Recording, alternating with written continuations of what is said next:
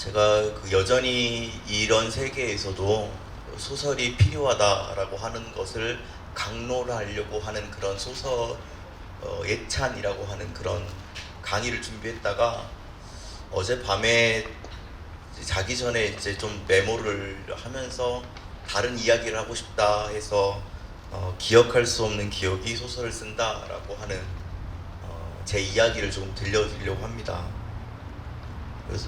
그리고 제가 상을 받긴 했지만 여기 계시는 분들 저보다 훨씬 더 소설을 오랫동안 써오신 소설 선배님들 앞에서 제가 어떤 강의를 하는 게 좀 민망한 마음을 무릅쓰고 제 이야기를 드려볼까 합니다. 소설가는 소설을 쓰죠. 아시다시피 소설은 픽션이고 가짜입니다. 그런데 여기 계신 분들은 아실 텐데 그 안에 들어가 있는 것들은 진짜죠.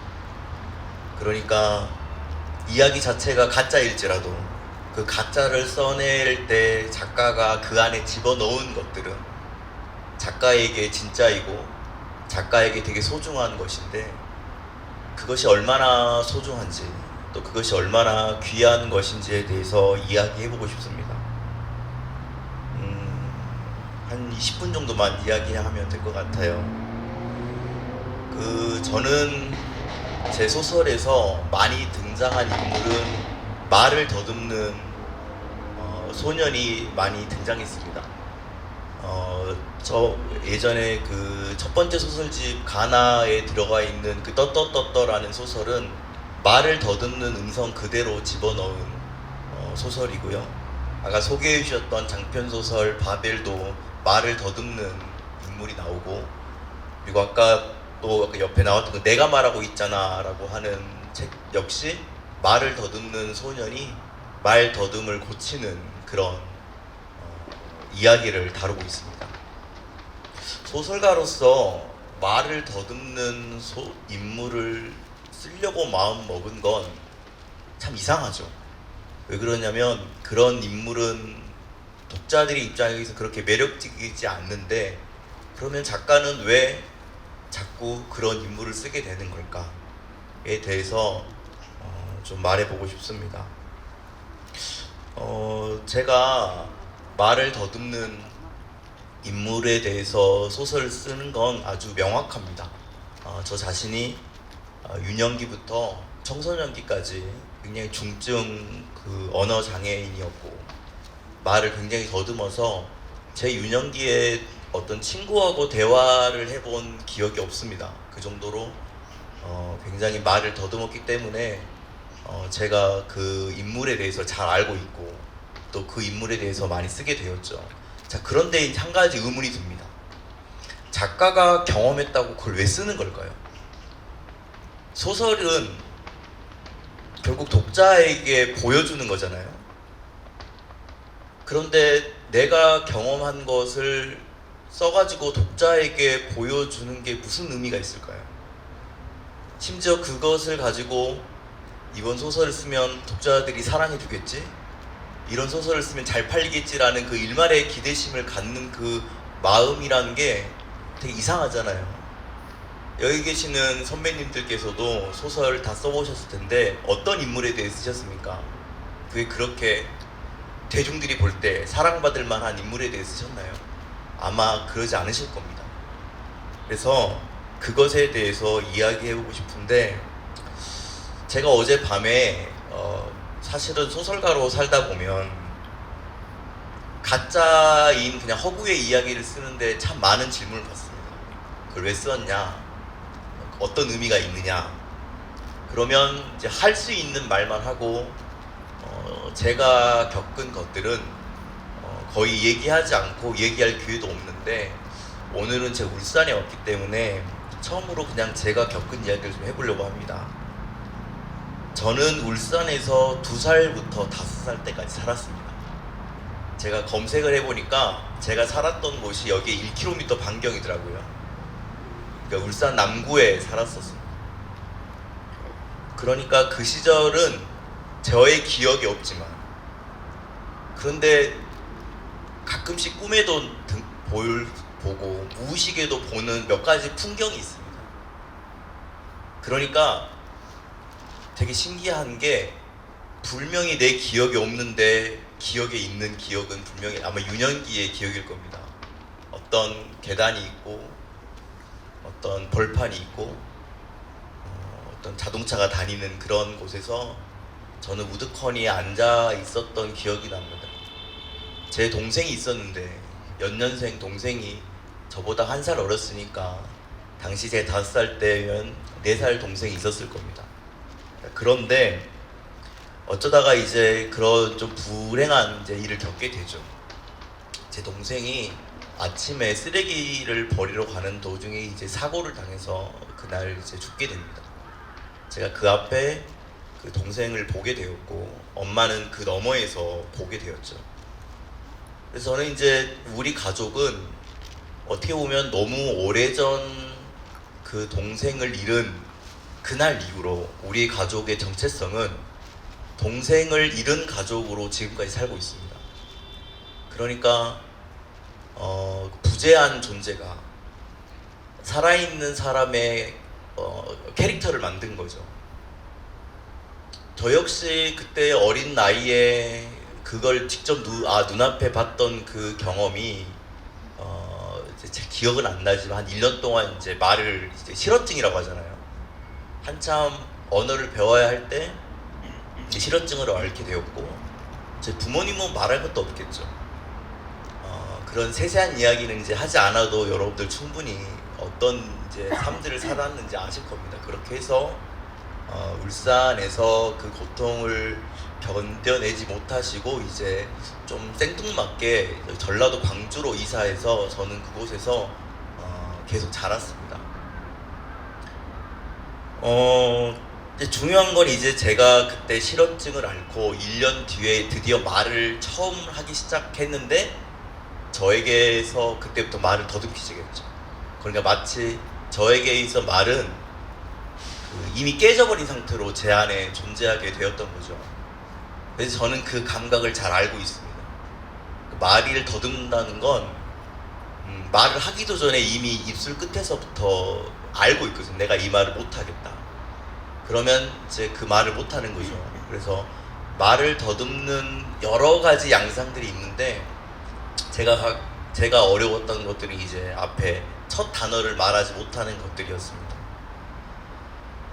제가 조금 다소 무거울 수 있는 이 이야기를 하는 것은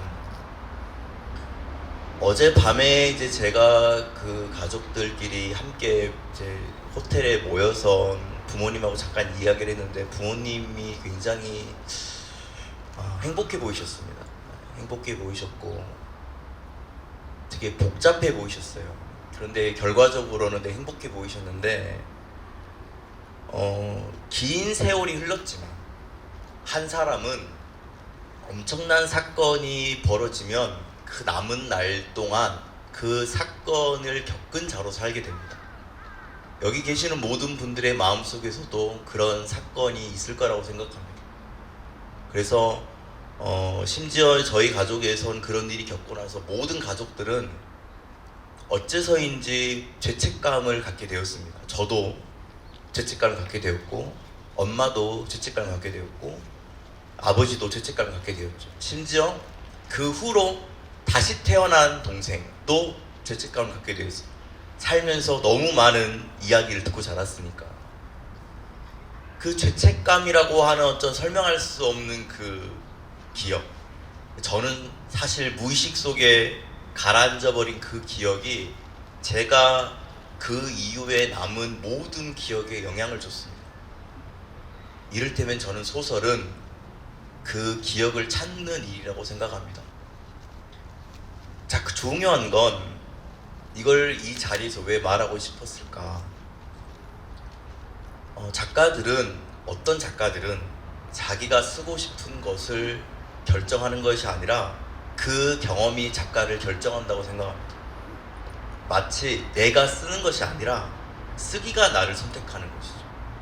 그런 경험을 해보신 적 없으십니까?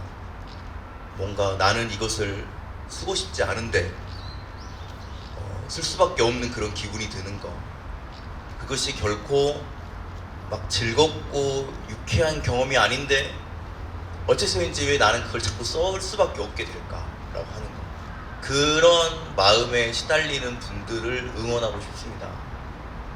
근데 제가 작가가 돼서 알게 된 신기한 경험은 정말 오직 저 자신을 위해 썼을 뿐인데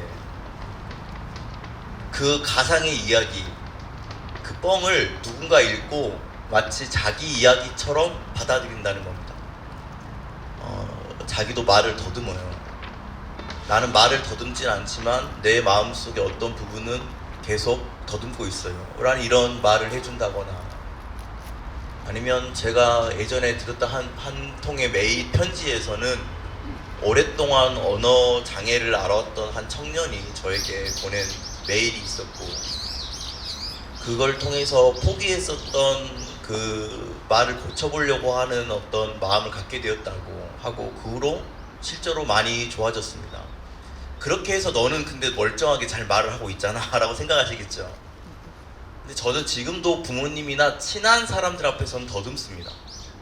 이유는 지금 이 순간에도 더듬을 것 같은 말을 빛의 속도로 도치시키고 있습니다.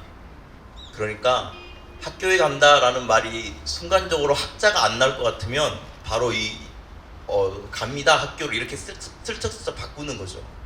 그런데 이게 되게 피곤하고 고단하죠. 근데 이제 저의 그런 더듬는 모습을 부끄러워하지 않는 가족들은 저의 그런 모습을 아무렇지도 않게 생각하니까 저는 그 앞에서는 그냥 아무렇지도 않게 더듬는데요. 결과적으로는 저는 어떤 의미로 보면 저희가 저 자신을 위해 소설을 썼다고도 볼 수 있습니다. 왜 그러냐면 제가 쓰려고 했던 그것이 어떤 사람에게도 매력적이지 않은 인물이니까 그 글쓰기의 욕망을 살펴보면 저 자신을 위한 거라고밖에 할 수 없겠죠. 그래서 여기 계시는 모든 분들이 혹 글을 쓰고 싶어 하시는 게 있다면 그 쓰고 싶어 하는 그 마음을 소중히 여기십시오. 제가 되게 좋아하는 그 실비 제르망이라고 하는 작가가 썼던 책 중에서 페르소나주라는 책이 있는데요. 페르소나주라고 하는 건 인물이라는 뜻인데 이걸 이렇게 형상화합니다. 작가에게는 자기 이야기를 써달라고 구걸하는 소설 거지가 찾아온다는 거예요. 계속 찾아온다는 겁니다.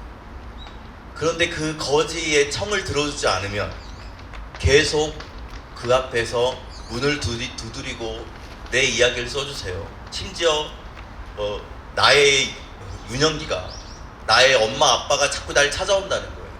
그런데 그 다음 말이 좀 슬프고 무서운데 끝까지 써주지 않으면 포기하고 다른 사람을 찾아간답니다.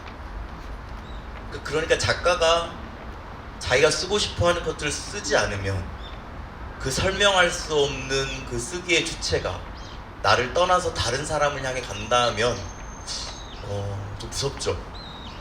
내가 그것을 만약에 용기가 없어서 못 쓴다면, 또 내가 그것이 게을러서 못 쓴다면 충분히 나를 통해 태어났을 하나의 이야기가, 하나의 인물이 생명을 못 얻게 되는 셈이기 때문이죠.